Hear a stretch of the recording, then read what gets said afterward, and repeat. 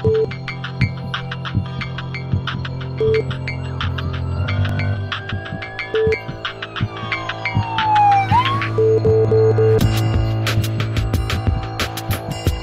tardes, bienvenidos a su programa Salud TV. Hemos llegado al jueves 15 de marzo, este día muy importante el tema.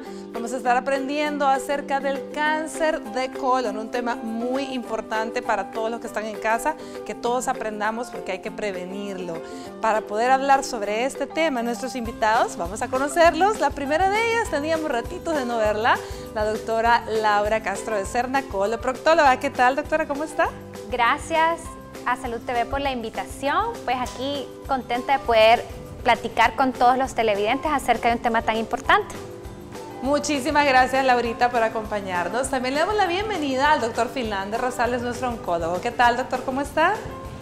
Muy bien, gracias a Salud TV y dispuestos a aclarar cualquier duda de los televidentes. Gracias, doctor, por aceptar la invitación, y también le damos la bienvenida a la doctora Marisabel Valdés, nuestra gastroenteróloga, que nos va a estar apoyando. ¿Qué tal, doctora? ¿Cómo está? Bien, gracias, Elisa. Un gusto estar nuevamente en el programa, compartiendo con los colegas y tratando de aclarar los puntos que la población desee que en ese día les podamos ayudar. Excelente, doctora, muchísimas gracias. ¿Qué le parece si usted que está en casita primero comienza a preparar sus preguntas, sus dudas, para que pueda luego interactuar con nosotros a través de redes sociales o de llamadas en el set? Pero antes veamos la siguiente cápsula. Ya volvemos.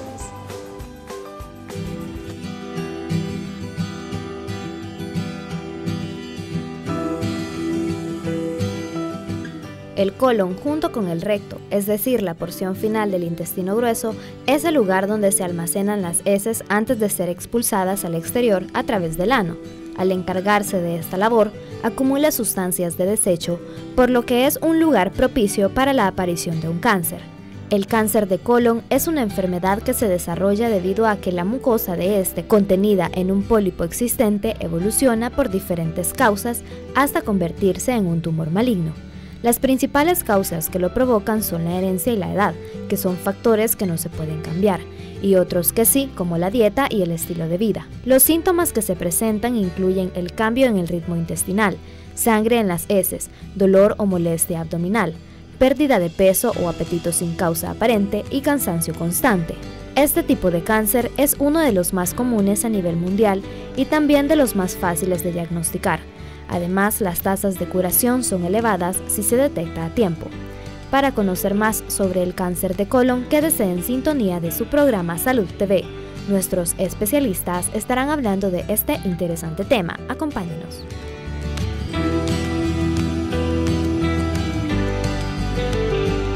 Muy bien, así que vamos a estar aprendiendo este día del cáncer de colon. Quisiera que la doctora Castro nos comente un poco a qué se refiere con esto de el mes azul, que se celebra el 31 de marzo. A ver, ahorita cuéntanos un poco. Bueno, primero que nada, el mes de marzo se considera como el mes de la lucha internacional contra el cáncer de colon y recto. Y en este mes se enfatiza muchísimo en la prevención, porque este es un cáncer bastante prevenible, con todas las opciones que nosotros damos de educación a la población. Y justamente el 31 de marzo es como el día considerado como la lucha internacional contra el cáncer de colon y recto. Y pues nos identificamos con el mes azul, ¿verdad? Es como lo hemos identificado para que la gente entienda más o menos de que durante todo este mes se trata de educar, de explicarles, de quitarles las dudas y sobre todo quitarle el miedo a la prevención del cáncer de colon y recto, porque metemos mucho acerca de la colonoscopía. Excelente, doctora. Entonces ya lo sabemos, todo el mes de marzo, el mes azul es prevención y el 31 de marzo el Día de la Lucha Internacional del Cáncer de Colon y Recto, ¿sí? Así Vamos es. a ver, doctora Marisabel, ¿qué actividades hay que la Sociedad de Gastroenterología háblanos un poco de qué acciones se puede tomar para concientizar a la población? Bueno, como decía la doctora, realmente es un mes muy importante porque aunamos todos los esfuerzos, todos los médicos debemos de estar trabajando en pro de esto, en llegar a la población, trabajar, enseñarle y dar todas las medidas de prevención. La Asociación de Gastroenterología viene realizando desde hace 2 años eventos en relación, agradecemos desde ya a ustedes que siempre nos han apoyado, y tenemos una actividad en centros comerciales donde instalamos una unidad, un stand, y vamos a trabajar, a dar información a las personas, abordamos a la gente y hemos creado un panfleto, un brochure, en donde sobre todo hablamos de la enfermedad, pero también los factores de riesgo que debe la persona detectar, por qué debe consultar y qué exámenes. Al respecto, que habla la doctora, los exámenes como un examen en heces, que es la sangre oculta en heces, y la colonoscopía, que es el estándar GOLD, la herramienta diagnóstica y de tratamiento en prevención. En el momento actual, nuestra principal herramienta para prevenir cáncer de colon. Excelente. Fíjense que yo he querido que este programa sea diferente. He querido comenzar por lo más importante, que es la prevención. Si bien es cierto, nos interesa que usted que esté en casa aprenda, conozca, esté alerta sobre signos y síntomas y de qué consultar y qué exámenes realizarse, pero realmente le apostamos mucho a que usted prevenga, porque eso es la misión, el evitar que esta enfermedad o cualquier otra se nos presente. Y ya escucharon a la doctora Castro, es bastante prevenible, pero bueno, si desgraciadamente llegamos a un diagnóstico, a una detección temprana, doctor Finlander, el pronóstico de este tipo de cáncer. Bien, depende de la etapa en que nosotros diagnostiquemos al paciente. Si el paciente es un paciente cuidadoso, que está en chequeos, que hace sus exámenes a tiempo, que se ha hecho sus colonoscopías y el colega gastroenterólogo o coloproctólogo detecta en fases tempranas la enfermedad, el pronóstico del paciente es excelente. La sobrevida a 5 o 10 años es fabulosa, incluso la tasa de curación es alta. Pero el problema es cuando se diagnostican estos tipos de cáncer en un paciente que llega obstruido a una unidad de emergencia, o en un paciente que comienza a sangrar abundantemente. Eso ya son signos de mal pronóstico, porque sabemos que la enfermedad ha crecido tanto, el volumen de enfermedad es tan grande, que difícilmente con cirugía, con radiación o con otras alternativas de tratamiento que tenemos a la mano, vamos a ayudarle mucho al paciente. Entonces el pronóstico depende mucho de la etapa en que diagnosticamos la enfermedad del paciente. Y por eso es que marzo es el mes de la concientización en la población mundial, para que acudan a sus médicos, pacientes con problemas de estreñimiento, pacientes con dispepsia, con meteorismo, pacientes con muchos síntomas intestinales, que acudan y se les pueda hacer un examen y de esa forma podamos diagnosticar tempranamente la enfermedad, porque ese es el éxito en este tipo de enfermedades, diagnosticar y detectar tempranamente el cáncer. Solo de esa forma vamos a poder ayudar a la población a que tenga una sobrevida muy larga. Fíjense qué bonito, porque ya escucharon, altamente prevenible, fácilmente diagnosticado tempranamente si usted consulta y se hace los exámenes que están recomendando. Y si a pesar de tratar de prevenir y al hacer un diagnóstico temprano lo encontramos, una buena tasa de sobrevida si se piensa tratar a tiempo. Por eso es importantísimo que más que usted sepa sobre el cáncer, factores de riesgo y todo, es que le quede claro la prevención. Laura, ¿cuáles serían los problemas o las razones más comunes por las cuales la gente le teme tanto a una colonoscopia? Bueno, primero que nada es el desconocer en qué consiste el estudio. Muchas veces esa parte le da temor al paciente, o malas experiencias previas con otro tipo de estudios, porque la colonoscopia es un estudio invasivo. Sin embargo, es un estudio en cual el paciente se hace sedado, quiere decir que el paciente no tiene ningún tipo de malestar ni molestia, ni se recuerda de absolutamente nada. Entonces, cuando el paciente está sedado, nosotros introducimos una cámara especial con un tubo flexible que se llama colonoscopio a través del recto para visualizar la totalidad del colon. Y realmente pues es un estudio bastante tolerable. Los pacientes luego que han sido sometidos a la colonoscopia pues se van como que sí, realmente no se les realizó absolutamente nada. Por una parte es eso, el desconocer en qué consiste el estudio, y muchas veces también los médicos de referencia no hacen hincapié en que tienen que hacerse una colonoscopia. Yo siempre digo, la colonoscopia puede salvarte la vida. El cáncer de colon inicia como una lesión muy pequeña que puede ser resecada y ahí estamos previniendo el 100% de probabilidad de cáncer. pero es el desconocimiento, tanto de la población o también entre el mismo gremio médico, que no enfatizamos que se debe iniciar la prevención, el cribaje del cáncer de colon y recto a temprana edad. Así que pues más o menos creo que por eso es que el problema, el desconocimiento.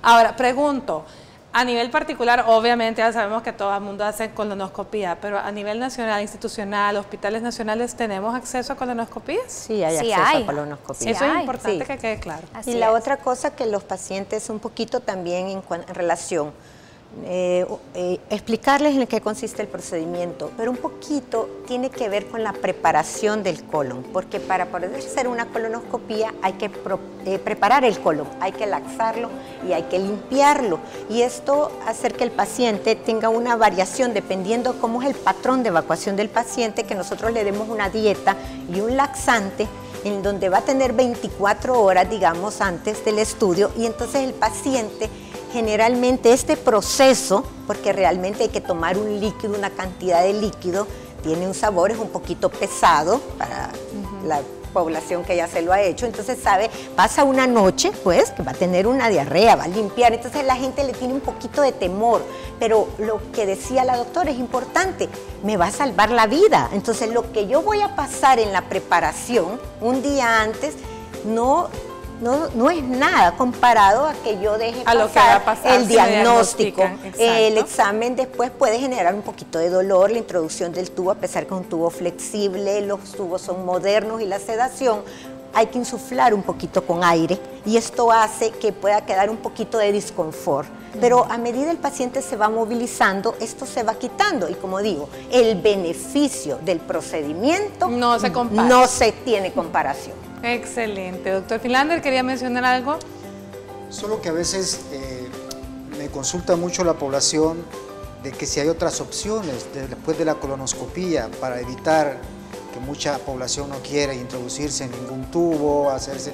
Por cuestiones culturales y de muchos mitos. Existe a veces, yo no sé la opinión de los colegas, pero también se puede hacer una colonoscopía virtual. De hecho, en el Seguro Social tenemos muy buena experiencia con los tomogramas colonoscópicos, que se hace prácticamente a través de un TAC, que se le hacen cortes al paciente y de esa forma podemos ver cómo está el colon. Generalmente la recomendación es cuando el paciente está vigilándose posterior a una neoplasia, pero cuando la gente es muy temerosa y el riesgo es alto, uno puede recomendar. Igual, existe la cápsula digestiva, no sé si la doctora Valdés nos puede profundizar más. Hay una cápsula que también puede ingerirse el paciente y podamos tener una idea de cómo está el trayecto del colon y que no es un procedimiento también invasivo y que se está haciendo también en nuestro país. Excelente, bueno, vamos a estar hablando de eso y más cuando volvamos, pero antes escuchemos a Astrid Ábalos con el avance de TN21, ya volvemos.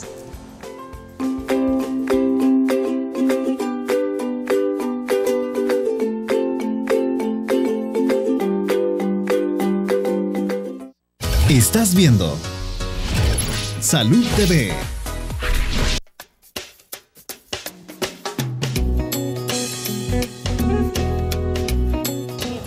Comer bien, tomar bastante agua y el chequeo médico siempre. Pues yo pienso que la forma de lo que comemos deberíamos de cambiar, ya que en ese tiempo lo primero que hacemos es la comida rápida, entonces siento de que ya tenemos que comer más saludable. Hay que ir a chequearse, ¿verdad? Regularmente, porque a veces uno puede tener la enfermedad y no sabe.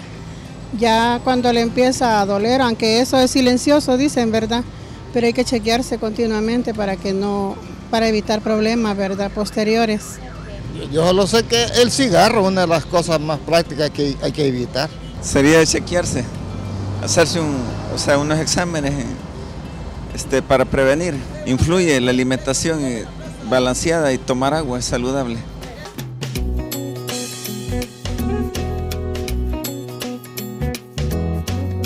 Muchísimas gracias por responder siempre a nuestro sondeo. Fíjense qué bonito, me encanta. Prevenir es la misión. Entonces yo quiero que aquí nuestros especialistas nos ayuden. ¿Cómo vamos a prevenir? Hablemos primero de la alimentación, que me imagino que es la base, Laura. Sí. Bueno, la verdad que el cáncer de recto y de colon se ha asociado a múltiples factores de riesgo que pueden ser prevenibles o modificables y no modificables. hay que hacerle hincapié a la población en los que son modificables. ¿Por qué? Porque ellos en sus manos está pues la prevención, como por ejemplo se le mete muchísimo al tabaquismo. El tabaquismo se ha asociado al cáncer de colon y recto, por lo tanto dejar de fumar previene el cáncer de colon y recto. La alimentación es súper importante, llevar una dieta balanceada, fibra, frutas, verduras y consumir muchísimo menos carnes rojas y alimentos procesados. También los alimentos ahumados se asocian como factor de riesgo para prevenir, porque se asocian como el aumento del cáncer de colon y recto. También se ha visto que las personas que hacen ejercicio tienen un menor riesgo de padecer cáncer de colon y recto. Por lo tanto, pues que la gente que nos está escuchando sepa qué factores o qué cuestiones pueden ellos modificar en su vida para tener una vida un poco más saludable y de esta forma prevenir a largo plazo el aparecimiento de cáncer de colon y recto. No significa que porque un paciente hace ejercicio, come bien, está exento de padecer cáncer de colon y recto, porque a lo largo de tu vida, tengas o no factores de riesgo, tienes probabilidades en un 4 o 5% de probabilidades o de chances de padecer cáncer de colon y recto, aunque tomes todas las medidas de prevención de dieta y ejercicio. Eso es importante, el hecho de saber de que no porque usted cumpla con todo lo que se está diciendo está exento. Lo que estamos haciendo es disminuyendo el riesgo definitivamente. Y ojo, porque con las personas que hacen ejercicio, y aquí quiero que me ayude la doctora, porque hay gente que es muy de fitness, que come muchísima proteína y que también puede tener eso, tiene que tener mucho cuidado, y en eso hablábamos de las carnes, ¿verdad, doctora? Bueno, la carne procesada, o sea, tenemos que hacer la salvedad también, ¿verdad? Que es carnes procesadas, embutidos y carnes procesadas. Respecto a lo que decía la doctora, el estilo de vida es bien importante, como desde el punto de vista salud, y no solo para cáncer de colon, es para todo. El tabaquismo sabemos que es un factor de riesgo en una gran cantidad de cánceres, pero también, decía, existen los factores que son propiamente genéticos, ciertas condiciones que pueden generar enfermedades como poliposis en el colon, que pueden generar, ¿sí?, aumentar el riesgo de tener cáncer de colon. Y entonces estos son los factores. Por eso es importante también mantener un estilo adecuado de vida, pero saber detectar los factores de riesgo, porque yo tengo que establecer mi riesgo. Si bien es cierto, establecemos una edad, aproximadamente 50 años en el hombre, para que se realice una colonoscopía como un medio de diagnóstico y tamizaje en una población general. Estoy hablando de una población sin síntomas, pero el hecho es que lo tiene que hacer las mujeres 50, 55, hombres incluso se ha aumentado 45, 50 años, y estamos hablando de personas que no tienen síntomas, porque el paciente que tiene síntomas pues va a tener que tener antes su estudio, y si sus factores de riesgo, fuma, obesidad, sedentarismo, que son los factores que la doctora mencionaba, los puede cambiar, ¿sí? Factores genéticos, pérdida de peso y antecedentes familiares, este paciente debe consultar y tiene que hacérsele el examen lo más pronto posible, o sea, al momento de su consulta. En ese momento tiene que hacerse el examen. Entonces, esto es bien importante.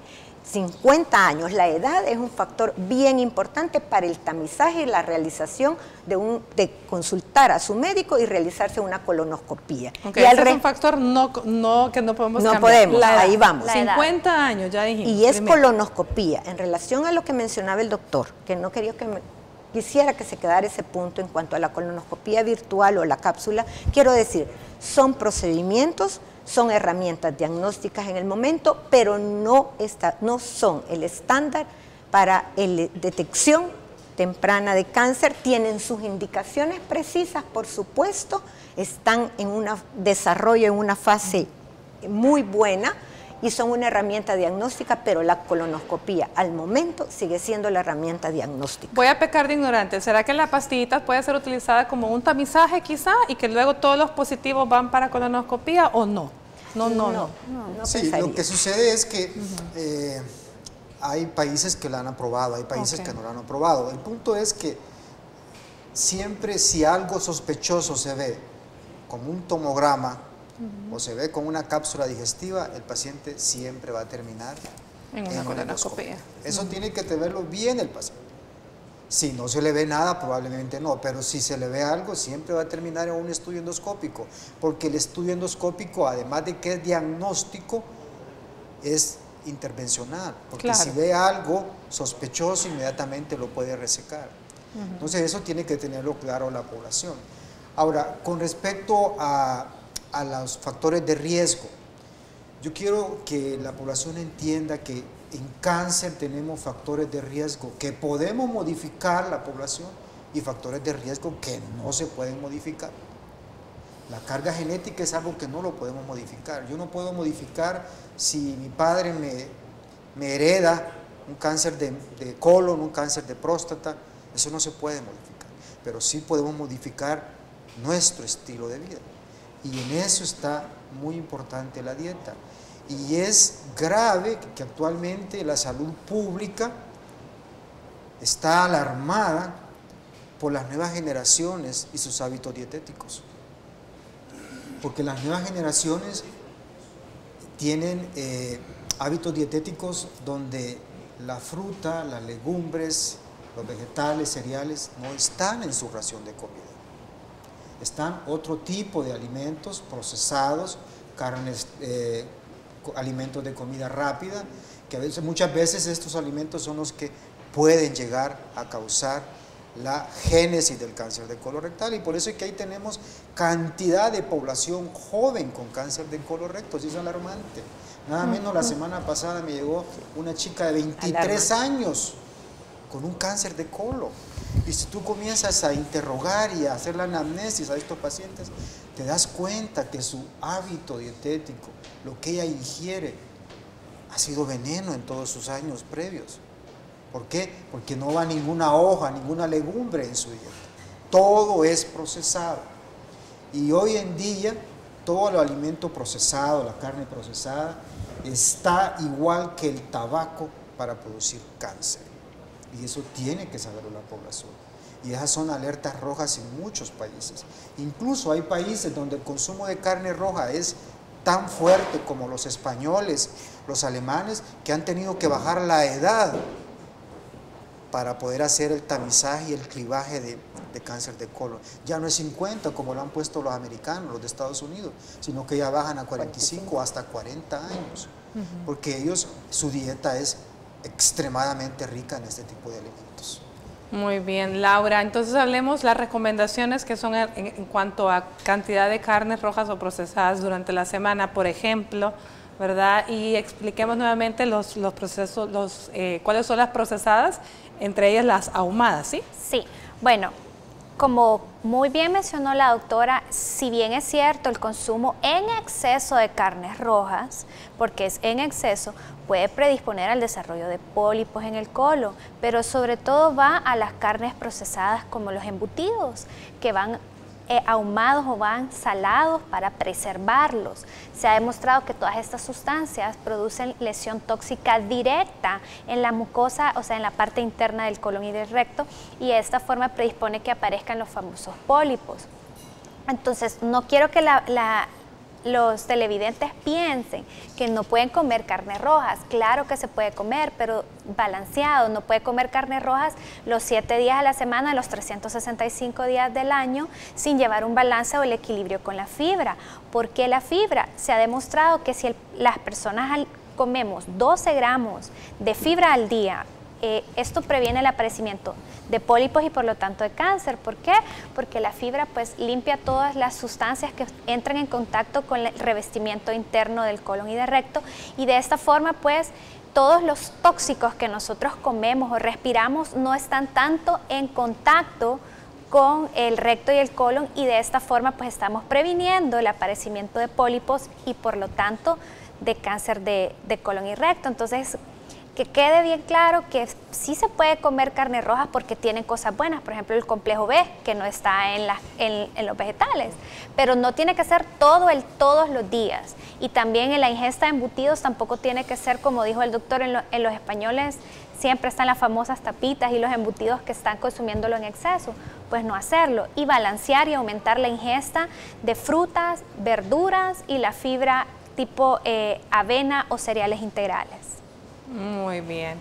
Bueno, entonces ya lo escucharon, así que ojo con todos esos alimentos que aunque se vean deliciosos son procesados, las carnes en exceso, porque pueden predisponer a otro montón de enfermedades que al final pueden llegar a un cáncer, ¿sí? Poliposis que pueden llegar a cáncer. Bueno, veamos la siguiente cápsula del doctor Manuel Novoa Pacheco, nutriólogo. Nos habla sobre la alimentación en el paciente con cáncer de colon.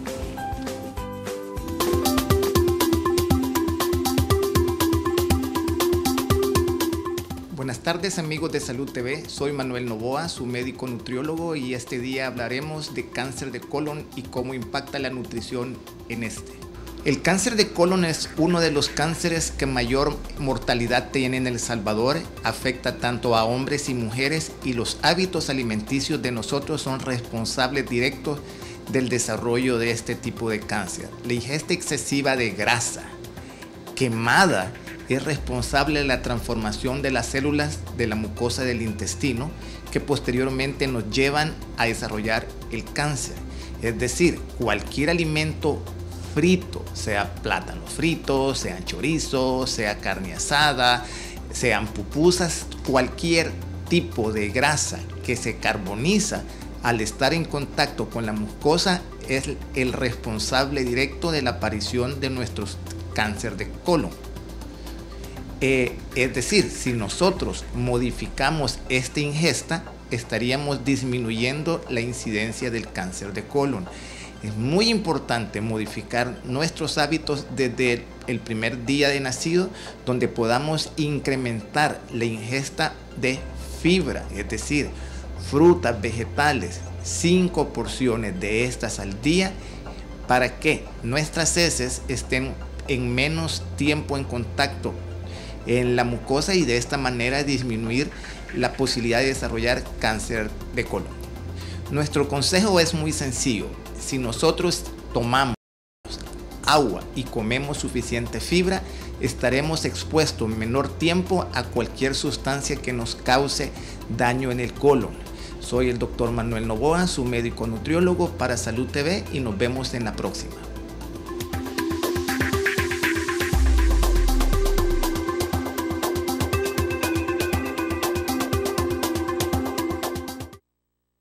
Estás viendo Salud TV.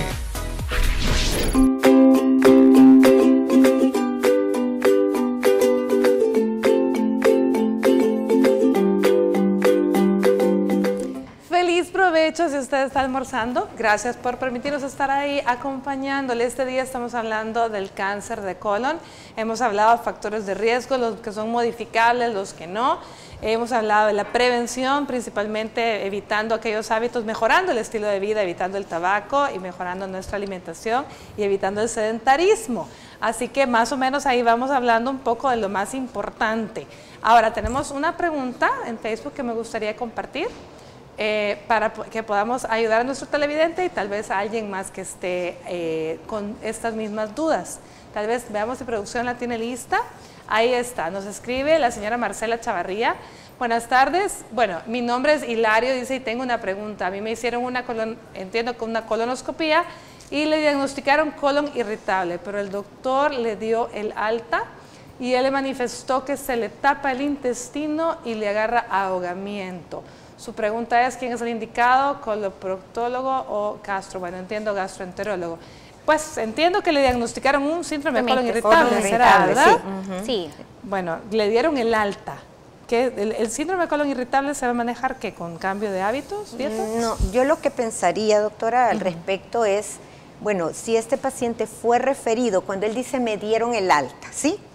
El estudio de colonoscopía puede ser realizado, es un estudio que generalmente hay mucha referencia. Hay médicos generales, médicos internistas, que son médicos que inicialmente uno puede consultar la población, y este paciente pudo haber sido referido, pudo haber sido referido a un gastroenterólogo o a un coloproctólogo independientemente para la realización del estudio. Ahora bien, si el estudio no mostraba que hubiera una lesión o algo que tuviera que hacerse un intervencionismo por parte del especialista y le dice, concluye, el estudio no le dice que es colon irritable, se concluye que el paciente no tiene una patología asociada a los síntomas y estamos hablando de un trastorno funcional que es el síndrome de intestino irritable, que tiene muchas clasificaciones. Tenemos intestino irritable, síndrome de intestino irritable, si se llama, que puede ser con un patrón de diarrea, con un patrón de estreñimiento predominantemente, o un patrón mixto, o un patrón de dolor. Tiene características especiales y puede ser manejado desde ese punto de vista, incluso puede ser manejado por el gastroenterólogo, puede ser manejado por el coloproctólogo, pero puede ser el referido nuevamente con el internista y puede ser manejado, porque se va a tratar de tratamiento médico, siempre cambios en su estilo de vida,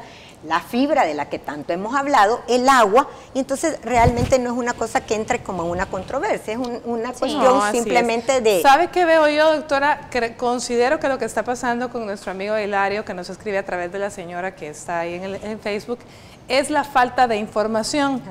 Considero que le hicieron el estudio y no le explicaron bien qué es lo que tenía. Entonces, él siente que le dieron el alta, menciona que se le tapa el intestino, lo que comprendo yo que se refiere a estreñimiento, ¿verdad? Y probablemente eso sea. Pero tenemos una llamada telefónica, veamos en qué podemos ayudar en esta ocasión. Hola, buenas tardes. Sí, buenas tardes. Buenas tardes, amiga, ¿cómo está? Fíjese que soy una paciente de 40 años. Y me da un dolor lo que es la parte cabal del ano.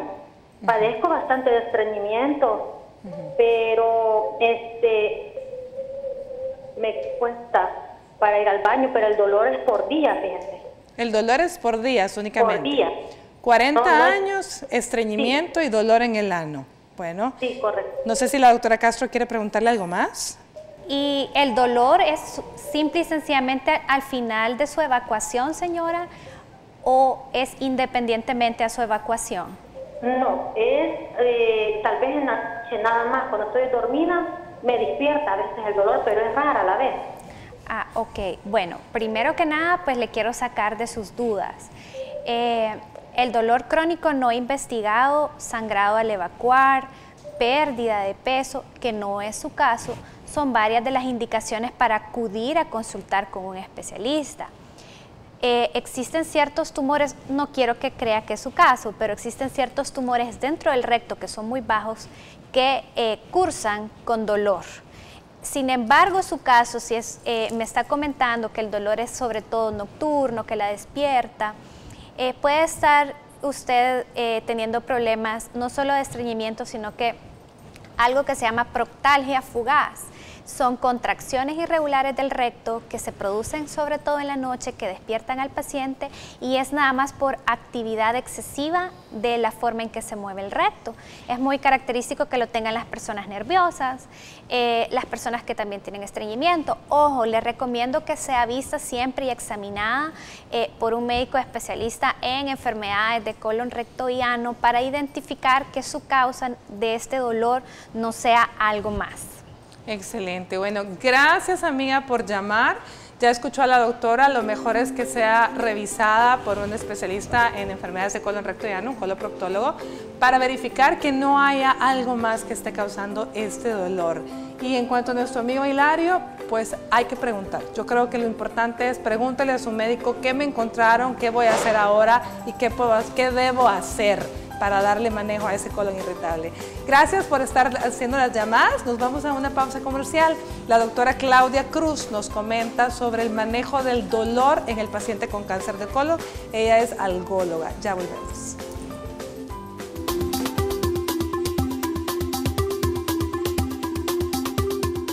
Buenas tardes, amigos de Salud TV, soy la doctora Claudia Cruz Ayala, anestesióloga algóloga, especialista en manejo del dolor, y esta tarde vamos a hablar de cómo tratar el dolor en pacientes con cáncer. Aproximadamente 22 millones de personas a nivel mundial padecen de cáncer. De estas, el 80% van a presentar dolor en algún momento de su enfermedad.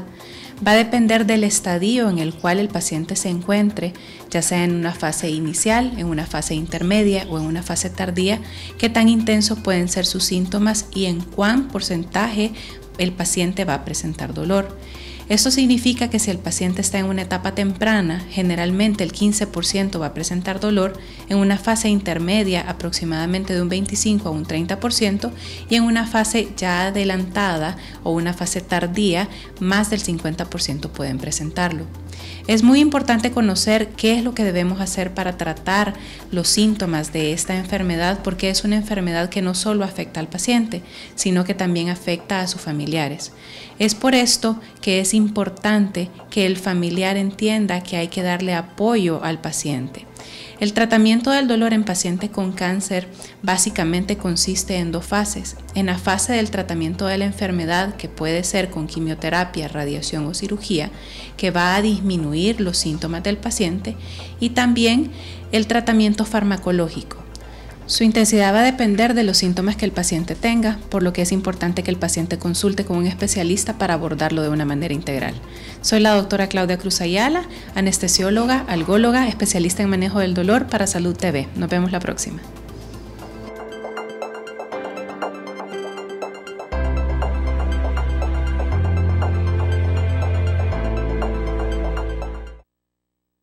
Estás viendo Salud TV.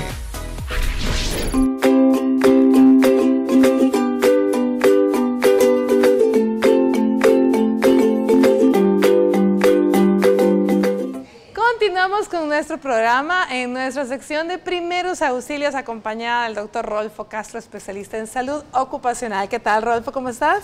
Muy bien, contento de estar aquí con ustedes compartiendo una vez más siempre esos temas tan importantes para la población, ¿verdad? Como son los primeros auxilios. Excelente, Rolfo. En esta ocasión tengo entendido que vamos a hablar de cómo aplicar la maniobra de Heimlich, ¿es cierto? Sí, definitivamente. De hecho, es una maniobra que ya la hemos practicado en otras ocasiones. Sin embargo, se nos ha escrito preguntando si podemos en algún momento determinado volverla a explicar. Muy bien. Y principalmente cuando la víctima, por ejemplo, es más grande que nosotros, ¿verdad? Así que por eso en esta ocasión va a estar siempre el doctor Daniel colaborándonos, y ahora nos acompaña Alejandro, que básicamente es nuestro modelo y va a ser la víctima también, ¿verdad? A ver, pero recordemos a la gente qué es la maniobra de Heimlich y en qué casos la vamos a utilizar. Bueno, la maniobra de Heimlich realmente es una maniobra que se utiliza para lo que son cuerpos extraños, ¿verdad? Es decir, cuando alguien, así en español y en lo salvadoreño, cuando alguien se está atragantando, ¿verdad? Ya sea con un jocote, con pedazos de carnes o algún tipo de alimento, lo que sea, que esté obstruyendo la vía respiratoria, entonces se aplica esta maniobra, con el objetivo, obviamente, de salvaguardar la vida de la persona, porque eso nos puede llevar, obviamente, a un paro cardiorrespiratorio si no se atiende de la manera adecuada. Excelente, muy bien. Bueno, entonces mostrémosle a la población cómo es la manera correcta. Bueno, algo importante quizás es que hemos traído también un maniquí para poder hacer una toma en la que vamos a poder observar específicamente con ayuda de Daniel dónde es que vamos a aplicar nosotros lo que es la maniobra. Básicamente es esta parte que Daniel está señalando, que es lo que se conoce también como el apéndice sifoides, o comúnmente se habla en el medio como la famosa boca del estómago. La boca del estómago. Exactamente, para que se entienda. Es que eso es lo que nos interesa. No nos interesan los conceptos médicos, acordemos que son primeros auxilios.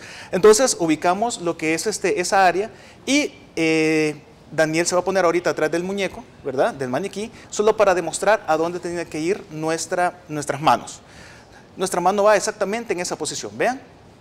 Que lo que hace es que a la hora que se hace la compresión, que ya lo vamos a hacer en la práctica, lo que hace es que hace una presión directa hacia lo que es el músculo diafragma para expulsar lo que es el cuerpo extraño. Y es por eso que en esta ocasión nos va a colaborar Alejandro, ahora ya en vivo, en directo, para ver esta parte. Pero es importante, recuerden que si no es necesaria, porque también hay niños que pueden de pronto ver esto, que esto no se debe de hacer si no se está atragantando a alguien. Exactamente, exactamente. Pareciera un juego. De hecho, dependiendo de las edades, también la maniobra sufre ciertas modificaciones. Bueno, en esta ocasión hay una señal que se conoce como señal universal de atragantamiento, que básicamente la persona se pone las manos al cuello, ¿verdad? Y ahí pues básicamente no importa el idioma que la persona hable, con que tú veas esta maniobra, vas a saber que alguien se está atragantando. Ahora, lo que hacemos básicamente es, siempre hay que preguntar a la gente, la pregunta es un poco inocente, hay que preguntar a la gente, ¿te estás ahogando? ¿Te puedo ayudar? Entonces obviamente la persona le va a decir que sí, y el primer paso consiste en aplicar, fíjense bien, en la parte de atrás, lo que son 5 palmadas. 1, 2, 3, 4, 5. Esas palmadas tienen que ser con fuerza, tienen que ser fuertes para que el cuerpo pueda expulsarse. Y si esto no funciona, entonces aplicamos la maniobra, que consiste, número 1, en ubicar lo que ya vimos en el maniquí, ¿verdad? La mano en esta posición, lo abrazamos. Me gustaría ver una toma en los miembros inferiores para que vean el porqué de esto. En los miembros inferiores, por favor, si son tan amables, y van a ver que Daniel está metiendo su pierna en medio, fíjense bien, de la víctima. ¿Para qué? Bueno, número 1, para tener más fijeza, y número 2, básicamente para que a la hora que la persona pierde la conciencia, esta persona se desmaya, por decirlo de esa manera, y se va hacia atrás, y eso le permite a Daniel, o al rescatista en este caso, que le sirva como una especie de, voy a decirlo en estas palabras, como una especie de tobogán, para que la persona pueda deslizarse allí y no que vaya a caer de una sola vez. Entonces, en este caso vamos a ver, volvemos nuevamente a la parte del tórax, y vamos a ver acá que hacemos las compresiones. Obviamente las estamos simulando, pero tiene que ser con tanta fuerza que nos permita unir nuestro tórax con la espalda de la víctima. Y comenzamos. 1, 2, 3, 4, 5. Si no responde rápidamente, 1, 2, 3, 4, 5. Si aún así continúa, entonces la víctima obviamente pierde el aire y se deja caer hacia atrás. Y el rescatista en este caso tiene que soportarlo. Y vean ahora, lo vamos a mover un poquito. Obviamente está consciente. La persona cae. Y lo que hacemos básicamente es dos cosas. Número 1, cerramos los miembros inferiores, ¿verdad?, de la víctima. Cuando la persona es delgada, por ejemplo, y nos arrodillamos rápidamente a la altura de la cadera de la víctima y buscamos siempre la famosa boca del estómago. Y aplicamos lo que es, lo voy a decir así en español, el talón de la mano, aunque no es la palabra correcta, sobre lo que es la boca del estómago y comenzamos a hacer 5 compresiones. Algo importante que nunca debemos de olvidar es que la cabeza siempre tiene que estar rotada, ya sea hacia la derecha o a la izquierda, porque en algún momento la persona puede vomitar, ¿verdad?, expulsar la comida, y esto obviamente el problema principal es que se pueda ir hacia los pulmones. Lo que nos interesa, recuerden, es que haya frecuencia cardíaca y respiratoria. ¿Qué pasa, por ejemplo, si la persona es más grande, como el caso de Alejandro? Entonces el rescatista lo que tiene que hacer es levantarse y abrir las piernas de la víctima. Esto puede suceder, por ejemplo, con personas que tienen un peso muy grande, y al apartar la pierna nos permite acercarnos y ya no importa el peso y aplicar básicamente lo que es la maniobra de Heimlich. Si esto no se recupera después de aplicarlos de 5 o 10 veces rápidamente, entonces lo que tenemos que hacer es valorar a la víctima, que sería otro segmento, aplicando el famoso CAV, que es el famoso ABC, y probablemente nos toque hacer reanimación cardiopulmonar. Sin embargo, el punto importante es que siempre tenemos que activar el sistema de emergencia. Recuerden, siempre el 1-3-2, ¿verdad?, cuando estos casos se están dando. Muchas veces con la primera fase de la maniobra, la persona solventa el problema, pero si es necesario, pues recuerden que ya hemos practicado también la reanimación cardiopulmonar. Excelente, Rodolfo. Muchísimas gracias nuevamente por este tip, porque definitivamente pues son casos que se dan, no sabemos en qué momento vamos a necesitar realizar una maniobra de estas. Ya la vimos en 2 fases, ¿verdad? Exactamente. Tanto en la persona de pie como en la persona acostada si no se pudo solventar anteriormente y perdió la conciencia. Muchísimas gracias al doctor Daniel y también a nuestro modelo Alejandro. Vámonos a una pausa, nosotros continuamos con Salud TV y contigo nos vemos la próxima semana.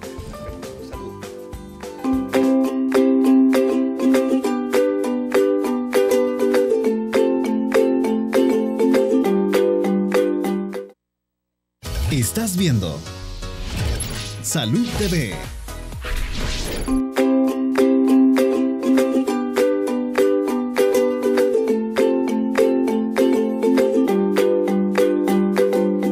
Gracias por continuar con nosotros. Estamos hablando de cáncer de colon y ahora quiero que vayamos ya en materia. Quiero que la doctora Castro nos comente cuáles son los signos y síntomas de alarma por los cuales usted debe de consultar de inmediato. Vamos a verla ahorita. Bueno, primero que nada, quiero recalcarles cuáles son los signos y síntomas que ustedes pueden detectar para decir algo no está funcionando bien, debo acudir a que me hagan una colonoscopía. Primero que nada es cuando hay cambios en su forma de evacuar. Quiere decir, si usted antes evacuaba todos los días y de pronto súbitamente deja de evacuar todos los días, algo está pasando. O si usted evacuaba todos los días normal, pero de pronto empieza a evacuar muy líquido o con características diarreicas, algo está pasando. Si de pronto en un chequeo general usted se hace un hemograma y hay anemia sin causa explícita, quiere decir que usted no ha tenido ningún sangramiento reciente o ninguna cirugía reciente y su estudio en sangre hay anemia, es indicación de hacerse una colonoscopía porque puede ser uno de los primeros indicadores de algún cáncer de colon o recto. También pues los pacientes que se manejan con mucho dolor o aquellos tumores que ya están muy avanzados que usted los puede palpar incluso en su abdomen, son indicaciones de ir a consultar a tiempo. O si usted ha visto sangre en sus heces, por favor, no asuma que todo lo que sangra son hemorroides. Si bien es cierto, las hemorroides es una de las causas más comunes, es algo benigno. Sin embargo, los cánceres de colon y recto pueden acompañarse de sangre, tanto al limpiarse como mezclada con las heces o de aspecto más oscuro.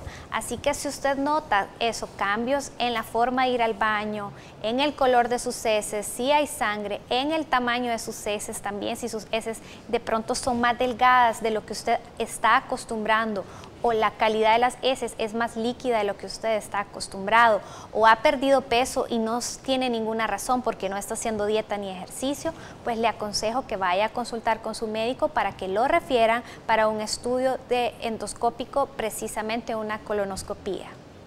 Muy bien, doctora. Ahora bien, doctora María Isabel, ¿qué más le vamos a decir a la población? Recalquémosle puntualmente la edad de la colonoscopía en nuestro país y la forma de prevención.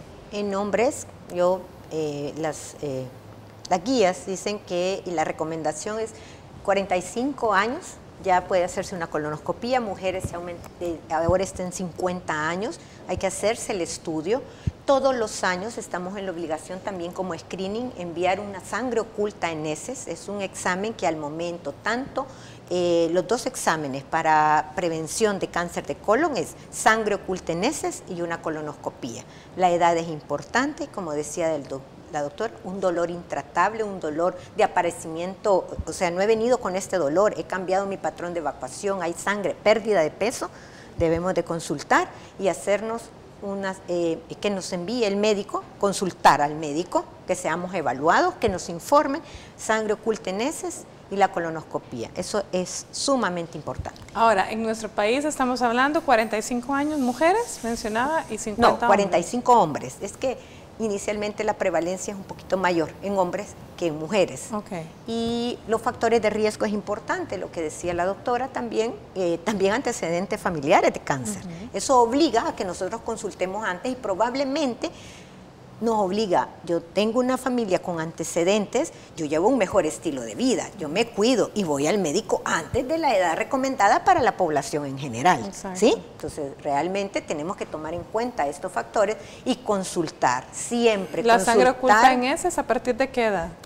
Siempre como screening a los 45 años hacerla y debe tener características. Se le debe de informar al paciente por parte de los laboratorios que él tiene que guardar cierta dieta, no ingerir sulfato ferroso, hierro, por ejemplo, porque es un buen estudio esta prueba de screening, pero tiene falsos positivos. Y entonces, si el paciente no tiene una dieta adecuada, antes del estudio, carne roja, vitamina C, el peptobismol y el hierro, esto le puede dar un falso positivo y entonces podríamos pues entrar en esa, que no sea efectiva pues la prueba, pero la prueba al momento actual es recomendada que anualmente tengamos un examen que se llama sangre oculta en heces. Colonoscopía negativa, ¿a los cuánto tiempo hay que hacerse otra, doctor Finlander? Las guías de manejo varían de país en país, pero por ejemplo, la guía de la Sociedad Americana de Cáncer dice que si un paciente a los 50 años se hizo su colonoscopía, repítasela a los 5 años. Okay. Si es un paciente con factores de riesgo, padre con cáncer, un colon irritable maltratado, etcétera, cada 2 años es recomendable. Ahora, yo quiero que la población tenga en mente dos situaciones que a mí me llaman la atención y me alarman porque es la historia natural de todos los pacientes que llegan ya a tratamientos oncológicos. Uno, el diagnóstico de síndrome de colon irritable. Es un diagnóstico que nuestros colegas generales a veces lo ven de menos. y siguen años y años y colon irritable y nunca una sangre oculta en heces y nunca una evaluación de hemorroides o algo para poder descartar. Es verdad, el concepto y el diagnóstico existe, pero tenemos que hacer unos estudios básicos porque muchos de estos pacientes con enfermedad de colon irritable terminan en cáncer de colon si no son bien evaluados. Excelente. Bueno, se nos terminó el tiempo, pero creo que hemos logrado llevar el mensaje a la población. Espero que usted que esté en casa le haya quedado claro cuáles son los factores de riesgo, en qué momento tiene que hacerse exámenes, los signos y síntomas para que evitemos. Promocionar mi evento. Claro. Bueno, invitamos a la población en general. Estaremos cerca en Plaza Mundo, en el Centro Comercial Plaza Mundo, brindando información a la población en general. Los esperamos y estamos en la disposición de recalcar todas estas medidas de prevención para que toda la población las tome en cuenta. Excelente. Gracias. Bueno, muchísimas gracias, doctoras, a todos. Gracias a ustedes. El día de mañana traemos premios, es viernes, tema dedicado a mujeres, embarazo y sexualidad. No se lo pierdan. Por hoy, que Dios los bendiga.